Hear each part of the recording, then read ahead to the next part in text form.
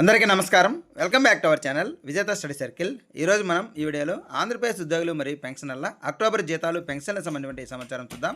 అంతకంటే ముందుగా మన ఛానల్లో ఉద్యోగులు మరియు పెన్షనర్లకు సంబంధించిన జీతాలు, పెన్షన్లు, డిఏ, పిఆర్సీ, సర్వీస్ మ్యాటర్ సంబంధించిన ప్రతి అంశాన్ని వివరిస్తూ విశ్లేషణ చేస్తూ 100% ఖచ్చితమైన తాజా సమాచారంతో వీడియో చేయడం జరుగుతుంది. అలాంటి వీడియోస్ కావాలంటే మన ఛానల్ సబ్స్క్రైబ్ చేసుకొని ఫాలో అవ్వండి. ఈ ఆలస్యం చేయకుండా మన వీడియోలోకి వెళ్దాం. దాదాపుగా నిన్న సాయంత్రానికి బిల్ సబ్మిషన్ ఆప్షన్ అనేది డిజేబుల్ కావడం జరిగింది. అయితే ఎవరైతే పాత బిల్లు సబ్మిట్ చేస్తున్నారో పాత డిఏ ప్రకారం అవన్నీ రిజెక్ట్ చేసి కొత్త బిల్లు సబ్మిట్ చేయడానికి ఆప్షన్ ఇచ్చున్నారు.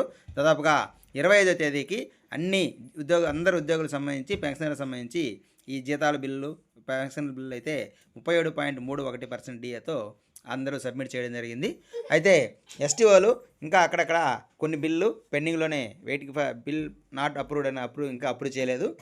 అలాగే కొన్ని బిల్లు అయితే అప్రూవ్ చేస్తున్నారు, కొన్ని బిల్స్ చెక్ చేయడం జరిగింది. వెయిటింగ్ ఫర్ ఫైనలైజెన్స్కి ఉన్నాయి.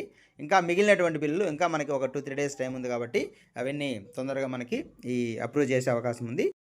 అలాగే ఉద్యోగులకు సంబంధించి పే స్లిప్స్ అయితే నిధి యాప్లో డౌన్లోడ్ అవుతున్నాయి. మీరు ఒకసారి డౌన్లోడ్ చేసుకొని ఈ కొత్త డిఏ ప్రకారం బిల్ పెట్టారా లేదనేది ఒకసారి చెక్ చేసుకోవచ్చు. ఏ విధంగా చెక్ చేసుకోవాలి అనేది మనకి ఆల్రెడీ మన ఛానల్లో వీడియోస్ ఉన్నాయి.